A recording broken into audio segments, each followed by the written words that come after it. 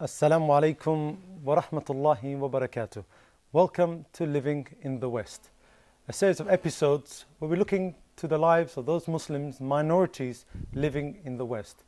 In previous episodes, we've looked into the reason why we need to discuss this issue of the Muslims living in the West, the importance of this topic. We looked at the permissibility of this band of Muslims living in the West. And then we moved on to speaking about the vision for this community of Muslims. With me, I have Sheikh Haitham Al-Haddad from the Muslim Research and Development Foundation from the United Kingdom, an organization and think tank which looks into providing solutions for the Muslims in the West. Assalamu alaikum, Sheikh. Alaikum salam wa rahmatullahi wa barakatuh. Sheikh, we spoke about the vision of the Muslims living in the West. And we broke down the vision into two levels, a personal level and a community level. We spoke about the personal level and we started speaking about the community level, especially about the topic of unity. If we can start off on the topic of unity, how important is the topic of unity for this group of Muslims living in the West? Bismillah ar-Rahman ar-Rahim. Alhamdulillahi Rabbil Alameen wa salatu wa salamu ala ashraf al-anbiya'i wal mursaleen, Nabiyyina Muhammad wa ala alihi wa sahbihi ajma'in. As you said, that we have broken down the vision of Muslims in the West into two levels, the personal level and the community level. And in order to have a vision for the Muslims, the community Muslim in any Western country, the Muslim community has to be united. What do we mean by unity for the Muslim community in any Western country? We touched upon the importance of unity as a principle, and we said that unity in its full form takes the form of the Muslims, all of them gathered together under one entity, which is the Khilafah. But of course, this is not our topic now. In the contemporary situation, because Muslims are not united in one country under one state or under one Khalifa, and we have different Muslim countries, and also the Muslims living, there are Muslims living in different Western countries, and those Muslims belong from a political point of view to different entities. Let us speak about Muslims living in any particular Western country. For example, Muslims in America, Muslims in Britain, Muslims in France. Muslims in any of those countries have to have a unified vision, at least. So in order for them to be united, they have to have a unified vision. This is one thing. It is not necessarily to be a detailed unified vision, but a broader vision. That is very important. On the other hand, the Muslim unity, the Muslim community in any of those countries, they should not fight each other. And here I would like to propose a formula for Muslims living in the West with regards to the unity of each community. We have, as Muslims, we have our differences. And sometimes the differences are very major differences, such as, let us speak again frankly, and this is an academic discussion, that in some countries there are Shia Muslims and there are some Sunni Muslims. But how can they be united? Let us have this formula. The formula says that in terms of the relationship between the Muslim community and the outside community, or in particular the government, the Muslim community, they should look like as one body. This is one thing. When they talk to the government, when they talk to other agencies, they should look like as one body. In the meantime, being one body does not mean that they do not discuss their differences among themselves. But they should not spread these differences, and they should not, as they say in the street language, maybe they should not show their dirty clothes, okay? They shouldn't outside. Wash their dirty clothes in the open. In the public, yes. Yeah, okay. So, avoiding using this terminology, but these differences between the Muslims should not be discussed openly between the Muslims and the non-Muslims. This is a very important issue. And once we put that in mind, we should put the other most important principle, which is the principle of wala wa bara. Wala wa bara. I know many people would like to avoid talking about this topic, especially in this discourse.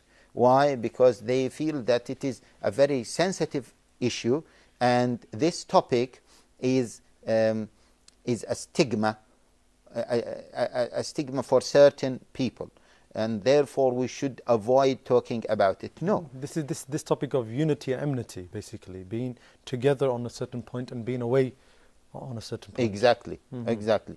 We cannot avoid it because it is in the Quran. And as some scholars said, if you read the Quran is focusing on Tawheed al-Rububiyyah, Tawheed al-Uluhiyyah, the oneness of God, of the Lord, the oneness of God in terms of the ibadah, to worship Allah Jalla wa Ala alone, and the Tawheed of the names and attributes of Allah Jalla wa Ala. After these three types of Tawheed, the issue of wala wa bara comes. What does wala wa bara means? Means I put my full allegiance to Islam and Muslims, and I should be careful not to work against the interest of the Muslim community. I should not be siding with non-Muslims against the Muslim community. This is bara in its very simplistic form. Again, let me repeat, because this is a very important issue. I should not side with non-Muslims against the interest of the Muslim community, against my community. And by the way, this is a very rational principle, because no one would trust anyone who sides with strangers against his own family. It's like a fifth column, basically. Yeah, okay. Because, see, if I have my own family, it is a natural thing to have allegiance, to have more allegiance to my close family. And I may have kind of allegiance to my neighbor, but my close family are more closer to me than my neighbor. And the neighbor living outside, or the neighbor living in the little bit far neighbor, is little bit far for me from my closest neighbor. Therefore, the Muslim community as a community, they should have a special allegiance among themselves, because they have so many things in common. And the most important thing in common that they have is the principle of Tawheed, the principle of monotheism and ibadah of Allah Jalla wa Ala. So the allegiance to the Muslim community does not negate the principle of citizenship. And many people think that if you are a citizen, a British citizen or an American citizen, you have to have kind of allegiance to the government, even if you have to work against the interest of your Muslim community. And this is not true, because this is haram.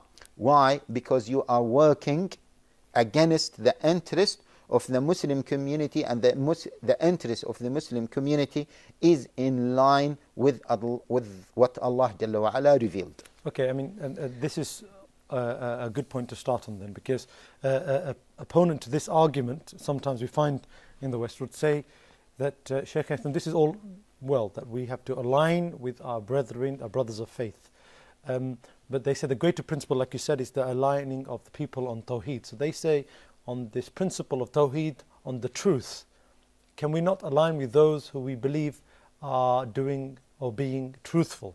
If we find our brethren making mistakes and not being truthful, rather shouldn't we be on a general platter, be with the people of truth? So it doesn't matter if that brother is my brother or is my furthest neighbor, but if he's on the truth and my brother is not on the truth and he's making mistakes, shouldn't I make wala with him and bara for my brother? Okay.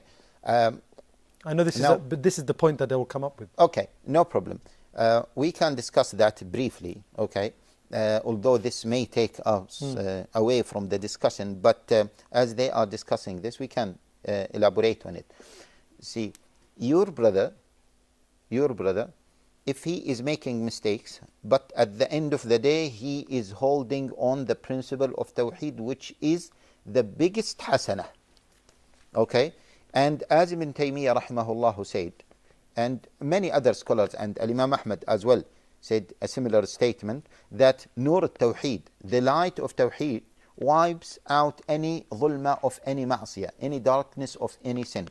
So as far as this Muslim brother is establishing Tawheed in its original form, although he or she is committing sins, he should be closer to you than the one who is establishing the Trinity, or Trinity of God, or who is establishing no faith in his heart. Even if his sins are causing major disruption to the community and the unity of the community? This, we need to know how to deal with him, okay? How to deal with him. But as Ibn Taymiyyah rahimahullah ta'ala said, as well as other scholars said, that yes, we might hate him because of the ma'siyah that he is committing, but because he is establishing Tawheed, then we have to have a level of love to him. Now, yes, in some odd situations, we have to know how to deal with these individuals. But this is, as I said, is an odd situation. In general, we should have this spirit among the Muslim community. And by the way, without this spirit, we will not have any kind of unity. That's why Allah Jalla wa Ala says, "Al-mu'minuna wal-mu'minatu ba'duhum awliya'u ba'd. Illa taf'aluhu." Then Allah Jalla wa Ala said, "Illa taf'aluhu." If you don't do this, means if you don't establish that al-mu'minuna wal-mu'minatu ba'duhum awliya'u ba'd, they are allegiance, or they are having allegiance towards each other. In the Quran, al-mu'minu, the Prophet sallallahu alayhi wa sallam said, "Al-mu'minu akhu al-mu'min, or al-muslimu akhu al-muslim, innama al-mu'minuna ikhwa." Believers are nothing but brothers. And Allah Jalla wa Ala in the Quran as well warned us in many verses from siding with non-Muslims against the interest of the Muslim community. And that's why Allah Jalla wa Ala says, وَمَنْ يَتَوَلَّهُمْ مِنْكُمْ فَإِنَّهُ مِنْهُمْ. Means the one who is siding with them against the interest of the Muslim community, he is actually part of them. That's why some scholars said that if someone is working against the interest of the Muslim community and for the interest of the non-Muslim community, then he is on danger of kufr. We don't want to get into this topic. This is a very delicate topic, and it might need a detailed discussion. And as we always say, that some of these topics, to contextualize these topics, we need researches carried out by fiqh councils. Okay, we're going to take a break on this topic of unity and return in a couple of minutes. Assalamu alaikum wa rahmatullahi wa barakatuh.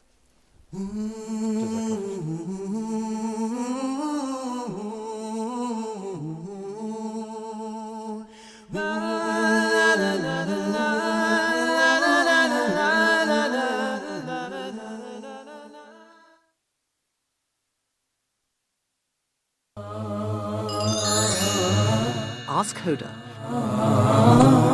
If you're still in Mecca or close by to Mecca, then you have to know that you are still in the state of ihram. As long as it is not for sale, then he does not have to pay zakah for it. Forbade praying witr similar to Maghrib prayer.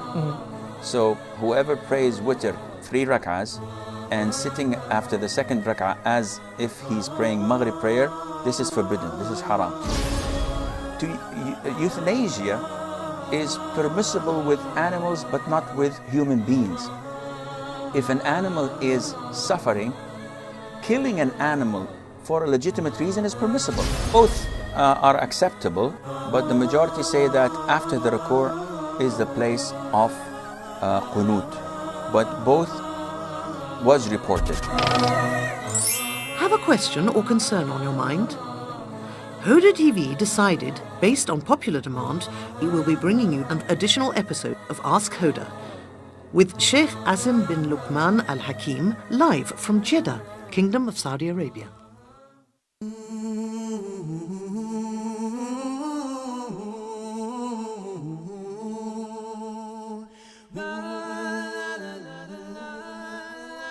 Assalamu alaikum wa rahmatullahi wa barakatuh. Welcome back to Living in the West. Sheikh, just before the break, we spoke about the issue of unity, and you spoke about the very important issue of having unity and enmity, wala wala bara, how to implement this. Could you give us a roundup of your thoughts on this? So, as we discussed that the Muslim community, they should have kind of allegiance among themselves. Okay? This is the basic wala that they should establish among themselves. And this is the highest level? Yes. Okay. No, this is the basic. Okay. That they should have kind of allegiance towards each other. Someone might say, yes, they have some problems, there are some differences. That's why the formula that we are suggesting here, yes, these problems you need to discuss it among yourselves. Okay? That's why in some circumstances, let me give this example. Some brothers in some universities, they have prayer halls. And they said that the Shia community, they would like to propose to the university that they would like to have their own separate prayer hall. And we will have our own separate prayer hall. And also they would like to have a different society called Ahl al-Bayt society, different from the Islamic society. And they said, what do you think of this? Okay. I said, no. You should have one body, which is the Islamic society. And then within the Islamic society, you can have Ahl al-Bayt society and the other society. Why? Because talking to the university authorities, you have to look like one body. You won't be able to get your rights if you are divided like this. For example, if you would like to have lahm halal in the cafeterias or in the restaurants, university or colleges, halal meat, okay, in university restaurants or college restaurants, if you march towards that, okay, and you are limited in number, they might not give it to you. But if you have a big number marching and demanding this, then they will give it to you. And if we start this, for example, having Ahl al-Bayt society and the Islamic society, then later on the Islamic society, because we have differences among us as Muslims, they might have different divisions. And they might say, well, listen, we don't want to have one society. Let us have the Sufi society, for example, and the Ahl Sunnah society or the other society. And then more divisions will start to take place. We should not allow this in general. Once we talk to the authorities, we have to have one body talking to them. And the representatives of Muslims should endorse all these different segments. In between the Muslim community, yes, let us discuss things and let us debate on things. And that's why, see, Allah Jalla wa Ala says in the Quran, كُنْتُمْ خَيْرَ أُمَّةٍ أُخْرِجَتْ لِلنَّاسِ تَأْمُرُونَ بِالْمَعْرُوفِ وَتَنْهَوْنَ عَنِ الْمُنْكَرِ وَتُؤْمِنُونَ بِاللَّهِ. You are the best of nations ever raised to mankind. You enjoin the good, forbid the evil, and believe in Allah Jalla wa Ala. Allah Jalla wa Ala called us one ummah, but in the meantime, Allah Jalla wa Ala said that we are enjoining the good and forbidding the evil. So enjoining the good and forbidding the evil within the ummah is an essential component of the belief of the ummah as an ummah. And being one ummah doesn't mean that we should leave enjoining the good and forbidding the evil. And many people think that we cannot combine between both. Being one ummah, one body, and in the meantime enjoining the good and forbidding the evil. And some people on the other side, they think that once we start enjoining the good and forbidding the evil, means that we are disuniting the community. No.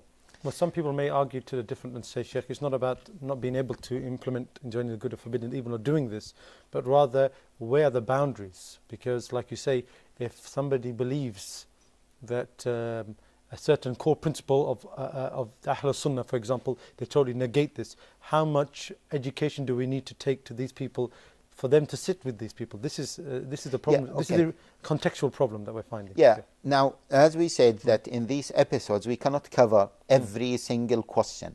And some of those questions, from a practical point of view, need to be referred to collective ijtihad or the fiqh councils in order to discuss these things. So But in general, as we said, no single Muslim should work against the interest of his community.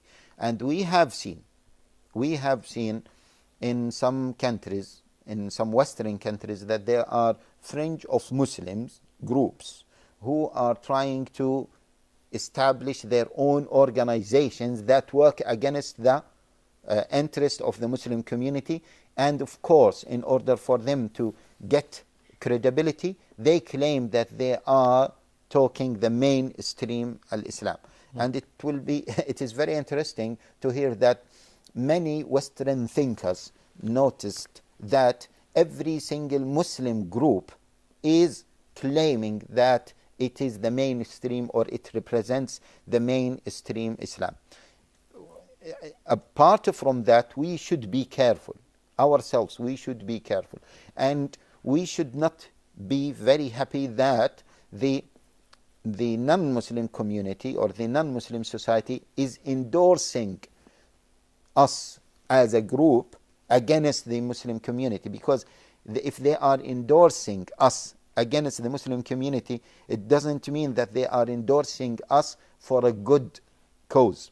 They are endorsing us not because we are Muslims and we are soft Muslims. No, they are endorsing us first of all to divide the Muslim community, because they know that once the Muslim community is coming together, the Muslim community can achieve. If the Muslim community is divided, the Muslim community won't be able to achieve. This is one thing.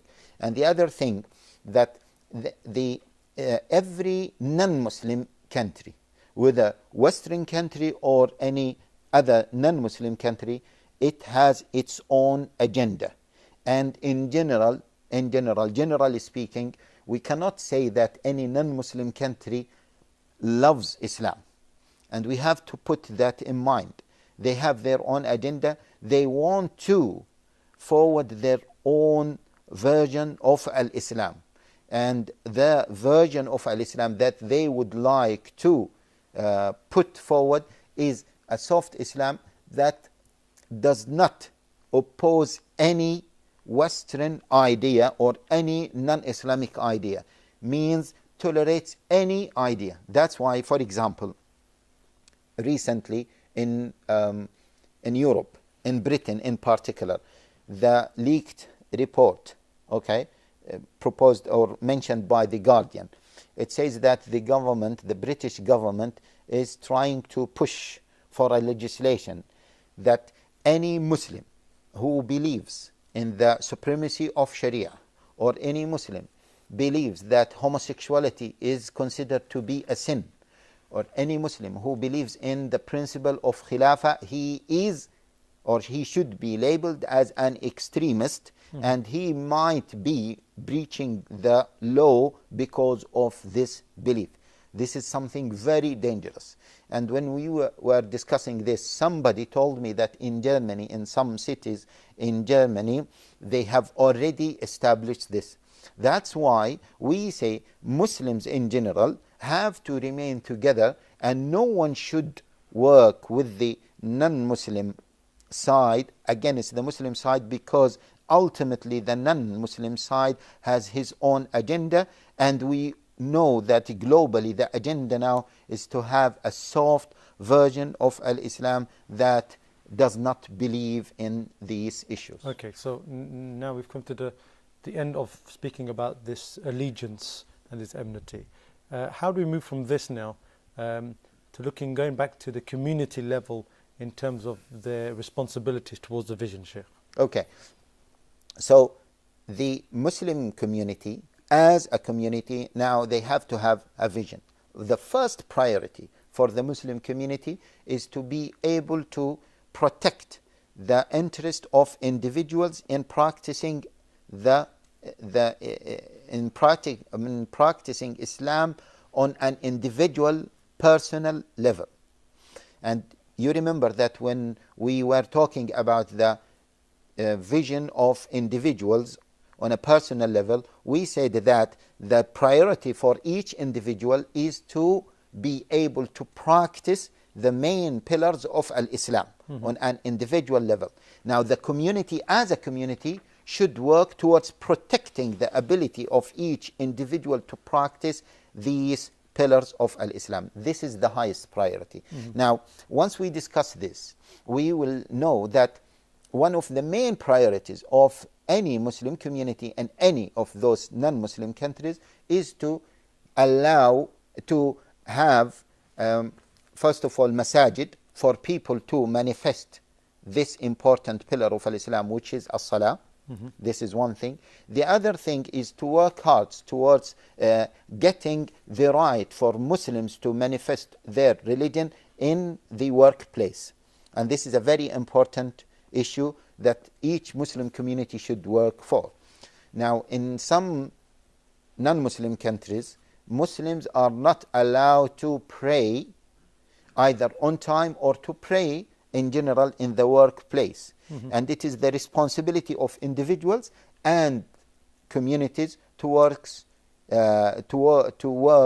towards getting the right legislation that protect the right of Muslim individuals in practicing their religion in the public sphere and in particular in the workplace. Okay, so we've got to leave it here, Sheikh Haitham. We've come now to the beginning of looking into the vision for the community there. We've run out of time in this episode of Living in the West. Until next time, I leave you with Assalamu alaikum wa rahmatullahi wa barakatuh.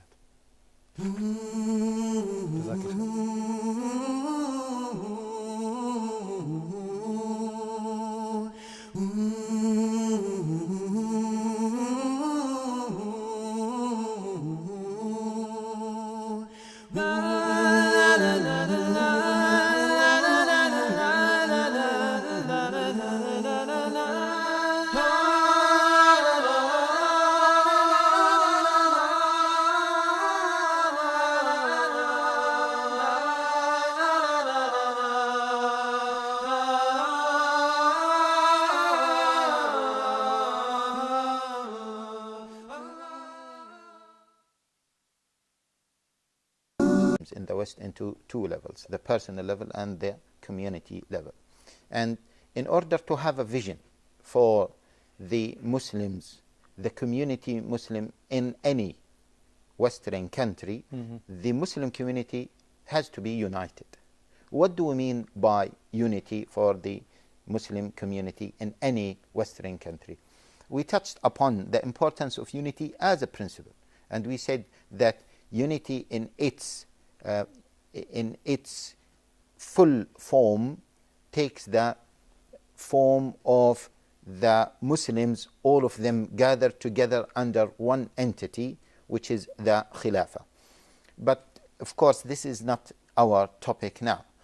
But in the contemporary situation, because Muslims are not united in one country under one state or under one Khalifa, and we have different Muslim countries, and also the Muslims living, there are Muslims living in different Western countries.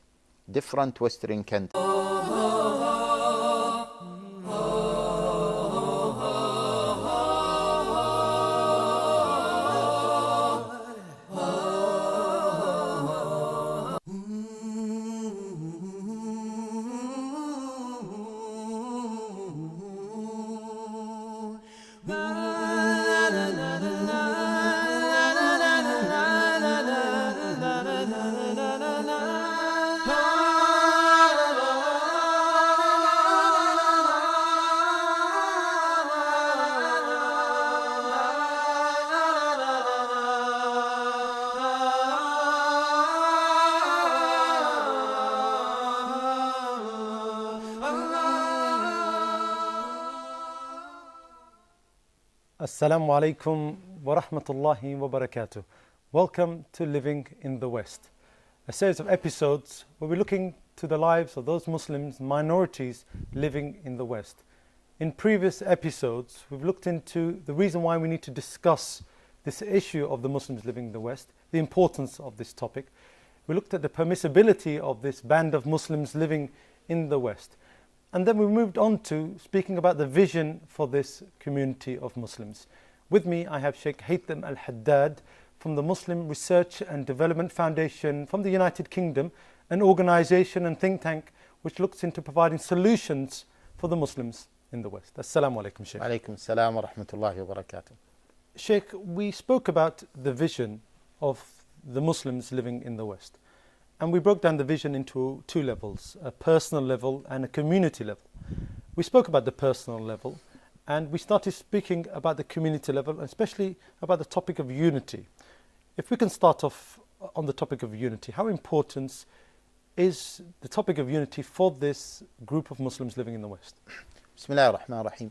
Alhamdulillahi Rabbil Alameen wa salatu wa salamu ala ashraf al-anbiya'i wal mursaleen Nabiyyina Muhammad wa ala alihi wa sahbihi ajma'in.